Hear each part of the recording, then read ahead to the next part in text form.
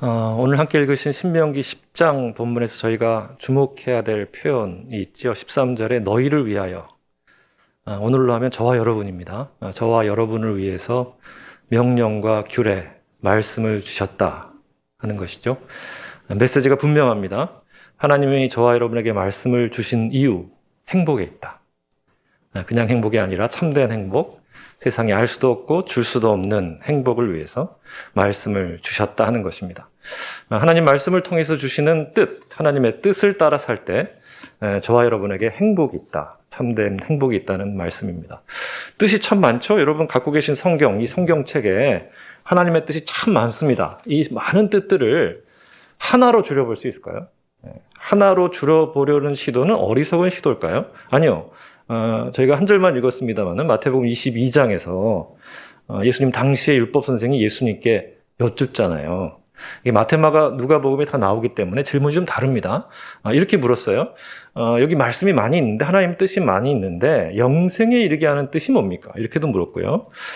여기 있는 말씀 중에 가장 중요한 말씀이 뭡니까? 이렇게도 물었고요. 또 이런 의미로도 물었습니다. 여기 말씀을 요약하면, 한마디로 요약하면 무엇입니까? 라고 물었더니 예수님께서 이렇게 답하시죠. 온 선지자와 율법, 온 율법과 선지자, 모든 성경의 강령이 이것이다.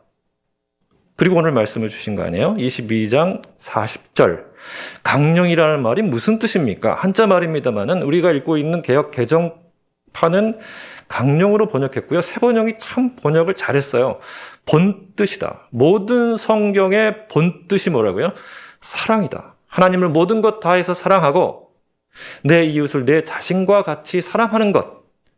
이것이 모든 성경의 본뜻. 영어는 프린시플로 번역했습니다. 모든 성경을 관통하는 원리 중에 원리가 뭐냐? 사랑이다. 사랑이 뜻입니다. 사랑이 하나님의 뜻입니다. 사랑이 뭐죠? 사랑에 대해서 참 이야기 많이 하고요. 사랑한다 하는데 사랑이 뭡니까? 사랑의 본질이 뭡니까? 기독교가 말하는 사랑의 진수는 뭡니까? 하나님이 말씀하시고자 하는 뜻, 사랑의 뜻은 무엇입니까? 여러분, 사랑을 알려면 저희가 먼저 해야 될 일이 있죠. 꼭 먼저 뵈야 될 분이 있습니다. 하나님이시죠. 왜요? 요한 1서에 따르면 여러분 잘 아시는 대로 하나님은 사랑이시다. 사랑이신 하나님을 배워야 우리가 사랑이 무엇인지 알 수 있습니다. 사랑의 진수, 사랑의 진면목, 사랑의 본질을 알 수 있습니다. 길고 긴 기독교 역사에서 하나님의 사랑에 대한 여러 가지 설명, 정의, 이야기들이 있어 왔습니다만은 저는 이분처럼 성경의 근거에서 하나님의 사랑을 정확하게 설명해 주는 분도 찾기 어렵다고 생각합니다. 스웨덴의 신학자 니그린이라는 분이 아가페와 에로스라는 책에서 하나님의 사랑을 세 가지, 네 가지입니다. 오늘 세 가지 이렇게 말씀을 좀 나누면서 은혜를 나누고자 합니다. 하나님의 사랑, 첫 번째, 제가 영어로 처음 읽어서요. 영어로 먼저 옮겨드리면요. 하나님의 사랑은 unmotivated, unmotivated. 자, 우리말로 번역해보면 좀 정직하게 번역하면 이런 거죠. 하나님의 사랑은 동기가 없다. 하나님의 사랑에 동기가 없다라고 만약에 설명한다면 이런 질문이 나와야 한다고 저는 생각해요. 이런 질문입니다. 기독교 하나님은 기이한 하나님이네. 어떻게 사랑은 행동인데 동기가 없지? 이유가 없는 행동이 있지? 이런 질문을 던진다면 저는 아주 좋은 질문이라고 생각합니다. 이 질문에 대해서 우리는 어떻게 답할 수 있을까요? 아까 말씀드린 답은 요한 1서에 있습니다. 하나님은 사랑이시다. 조금 더 풀어드릴까요? 하나님이 사랑이시라는 말은 하나님은 사랑 자체이시라는 말이고요. 조금 더 가볼까요? 하나님이 사랑 자체이시라는 말은 하나님은 사랑으로만 가득한 분이라는 뜻입니다. 여기 빈병이 있습니다. 빈병을 깨끗하게 씻었고요. 여기다 물을 부었습니다. 붓고 또 부었더니 거기로부터 그 병으로 흘러나온 물질이 있죠. 그게 뭔가요? 물입니다. 하나님은 사랑이십니다. 사랑 자체이십니다. 사랑으로만 가득한 분이십니다. 사랑으로만 가득한 하나님으로부터 흘러나올 수 있는 것, 사랑. 하나님으로부터 나올 수 있는 마음, 사랑. 하나님으로부터 나올 수 있는 역사는 사랑의 역사인 것입니다. 이 사랑 앞에서 우리가 어떻게 살아야 할까요? 어거스틴은 하나님을 이렇게 사랑하셨으니까 우리도 사랑해야지. 좋아요. 니그르는 이렇게 답했습니다. 하나님의 사랑이 그랬다면 우리는 하나님 앞에서 그 사랑을 신뢰하며 사는 길밖에 없지 않을까? 그 사랑을 절대적으로 신뢰하고 그 사랑에 절대적으로 의지하고 그 사랑을 누리며 사는 것, 그래서 참된 행복을 누리며 사는 것, 그것이 우리가 할 수 있는 선택이 아닐까. 두 번째, 하나님의 사랑을 이렇게 설명했습니다. 영어로 indifference to value. 하나님의 사랑은 직역하면 이런 거죠. 가치에 무관심하다는 거예요. 조금 더 푼다면 가치 판단을 안 하신다는 겁니다. 그러니까 조건을 걸고 사랑하지 않으세요. 이러니까 사랑하고 저러니까 사랑 안 해. 가치 판단에 뛰어넘어서 사랑하시는 거죠. 여러분, 세상에 사랑에 이름을 붙인다면요, 이렇게 이름을 붙일 수 있지 않을까요? 그래서 사랑. 이유가 있잖아요. 조건이 있잖아요. 잘생겨서, 가방끈이 길어서, 돈이 많아서, 힘이 있어서, 이유가 있잖아요. 세상의 사랑에 비교해서 하나님의 사랑을 설명한다면 그럼에도 불구하고의 사랑이 아닐까요? 살다 보면 좀 호주머니 사랑 안 좋을 수도 있죠. 가방끈이 좀 짧을 수도 있어요. 힘이 좀 모자랄 수도 있습니다. 그럼에도 불구하고 사랑하시는 사랑이 하나님의 사랑. 좀 더 정확히 말씀드려볼까요? 있는 그대로를 품고, 대상을 있는 그대로 품고 사랑하시는 사랑이 하나님의 사랑이죠. 가치 판단하고 사랑할 만하냐 하지 않느냐, 가치 판단하고 사랑할 건지 말 건지, 대충 사랑할 건지 뜨겁게 사랑할 건지, 계속 사랑할 건지 그만 사랑할 건지를 결정하는 것이 아니라 그 대상 있는 그대 모습을 품고 사랑하시는 사랑, 그것이 하나님의 사랑이고 우리가 닮아야 할 사랑이라는 것입니다. 저는 예일대학에서 석박사를 했는데 저를 지도해 주신 지나우카 교수님은 아가페라는 책을 쓰신 아가페의 대가이십니다. 이분이 기독교 사랑을 이렇게 정의했습니다. Unqualified regard. 직역하면 자격심사를 뛰어넘는 배려죠. 앞에 말에 한번 주목해 보실래요? Unqualified. qualify라는 말 앞에 부정어 on이 붙었습니다. 하나님의 사랑은요, 우리의 사랑은 자격심사하지 않습니다. qualify하지 않습니다. qualify라는 말을 가장 자주 들을 수 있는 이 상황은 올림픽 상황, 뭐 경기 이런 거 아닙니까? 스포츠 경기. qualify에서 되면 올리잖아요, 준결승. 안 되면 떨어뜨립니다. qualify 되면 올리잖아요, 결승. 안 되면 떨어뜨립니다. 하나님의 사랑은 퀄리파이하지 않으십니다. 자격심사하지 않으십니다. 자격이 되면 사랑하고 자격이 안 되면 사랑하지 않는 사랑이 아닙니다. 자격이 많이 되면 많이 사랑하고 자격이 적게 되면 적게 사랑하는 사랑이 아닙니다. 자격심사를 뛰어넘어서 있는 모습 그대로를 품고 사랑하시는 사랑이 하나님의 사랑입니다. 하나님의 사랑에 비추어서 우리의 사랑을 좀 돌아볼 수 있기를 바랍니다. 하나님께서요, 이렇게 하나님의 사랑이 이렇다라고 가르치시면서 친히 그 사랑으로 사랑하신다는 것을 예를 들어 설명하시거든요. 마태복음 5장입니다. 원수 사랑 계명을 주신 다음에 하나님이 나 이렇게 사랑한다 고백하시거든요. 자기 고백이에요. 나는 말이야, 악인과 선인에게 비와 해의 은혜를 공평하게 부어주는 사랑의 하나님이야. 자기 고백입니다. 하나님의 자기 고백입니다. 자, 하나님의 자기 고백을 저는 들을 때요, 이상하다. 하나님, 아니잖아요. 선인을 사랑해야죠. 악인은 미워야 되는 거 아니에요? 멀리해야 되는 거 아니에요?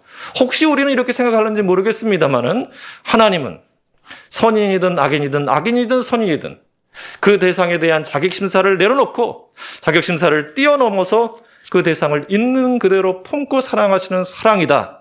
그 사랑으로 내가 사랑하고 있다. 지금도 사랑하고 있고 영원히 사랑할 것이다. 말씀하시는 것입니다.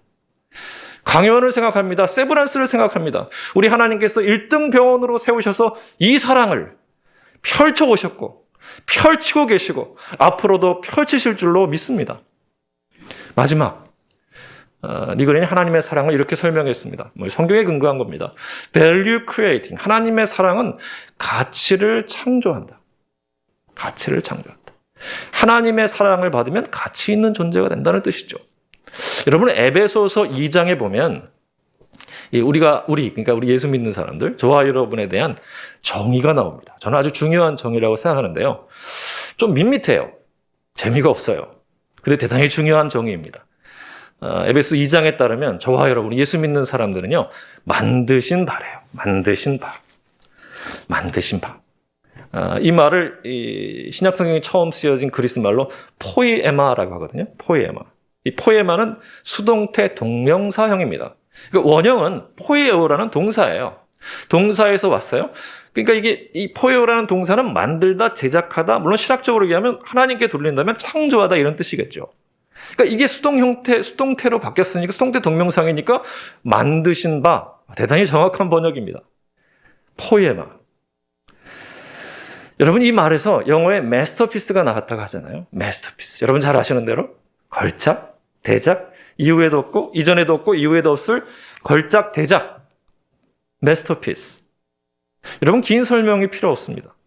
하나님이 창조하셨기 때문에 걸작이 되는 것입니다. 대작이 되는 것입니다. 이전에도 없고 이후에도 없는 걸작, 대작, 어마어마한 가치의 작품이 되는 것입니다. 제가 공부했던 예일 대학은 커네티컷주 뉴헤이븐에 있습니다. 뉴헤이븐에서 맨하탄, 뉴욕 맨하탄까지는 빨리 가면, 지금은 조금 더 빨라지지 않았을까요? 1시간 반? 좀 막히고 그러면 한 2시간 넘게 걸리고, 뭐 그랬던 것 같습니다.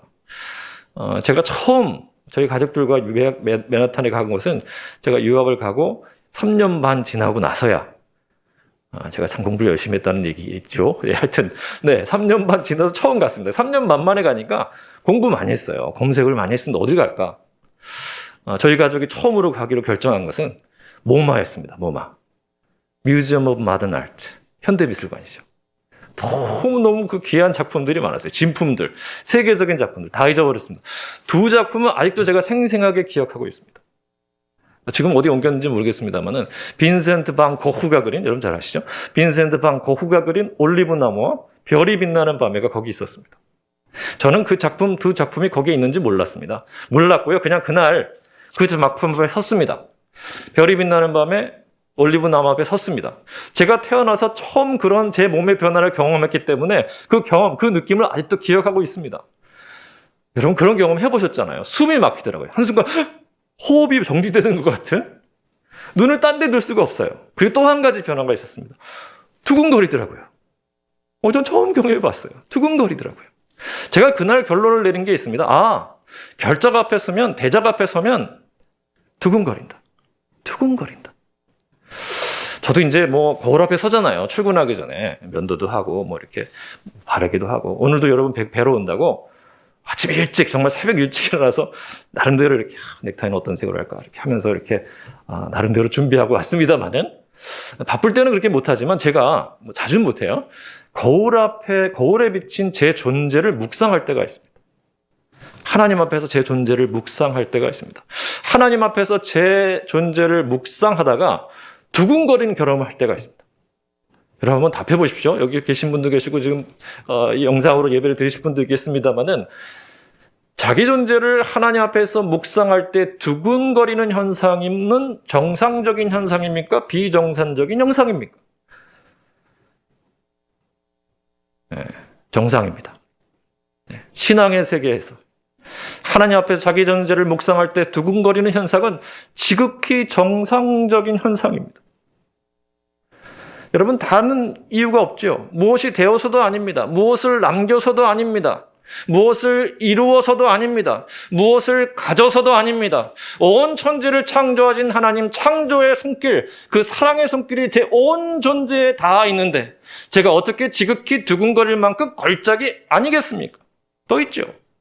모든 것 다 바쳐서, 생명을 다 바쳐서 나를 위해 십자가에 죽으시고 나를 위해서 구원하신 그 구원의 사랑이, 그 지극한 사랑의 손길이 제 온 존재에 닿아 있는데, 한 구석도 빠짐없이 제 온 존재에 닿아 있는데 제가 어떻게 지극히 두근거릴 만큼 걸작, 도무지 가치를 매길 수 없을 만큼 걸작, 대작이 아니냐고요. 여러분 다른 이유 너무 열심히 찾지 맙시다. 무엇이 되어서도 아니고요. 무엇을 이루어서도 아니고요. 무엇을 남겨서도 아닙니다. 하나님의 손길이 내 온 존재에 닿아 있고 지금도 내 온 존재를 붙잡고 있다는 그 팩트, 사실 때문에 저와 여러분은 도무지 가치를 매길 수 없을 만큼 어마어마한 가치의 존재가 되는 것입니다. 사랑이 사람을 바꿉니다. 사랑이 가치를 창조합니다. 하나님의 사랑으로 지극히 두근거릴 만큼 어마어마한 가치의 존재가 되었다는 이 사실을 분명히 기억하면서 우리도 하나님 사랑 따라 사랑함으로 우리의 사랑받는 그분들을, 그 존재를 가치 있는 존재, 지극히 두근거릴 만큼 가치 있는 존재로 바꾸는 창조적인 사랑의 삶을 살아가는 저와 여러분 될 수 있기를 바랍니다. 사랑이 뜻입니다. 사랑이 하나님의 뜻입니다. 뜻을 살 때 행복이 있습니다. 참된 행복. 세상이 알 수도 없고 줄 수도 없는 그 행복 가득하시길 바라고요. 그 사랑으로 여기서 여러분이 섬기시는 모든 분들이 하나님 사랑으로 참으로 행복해지는 삶을 살아가게 될 줄로 믿습니다. 기도하겠습니다. 뜻, 사랑 알게 하시니 감사합니다. 이 사랑으로 살아서 하나님 세상에 알 수도 없고 줄 수도 없는 행복 누리게 하여 주시고 우리 세브란스 안에 이 사랑과 이 행복이 늘 가득하게 하여 주시옵소서. 그렇게 역사하실 줄 믿고 감사를 드리고 예수님의 이름으로 기도합니다. 아멘.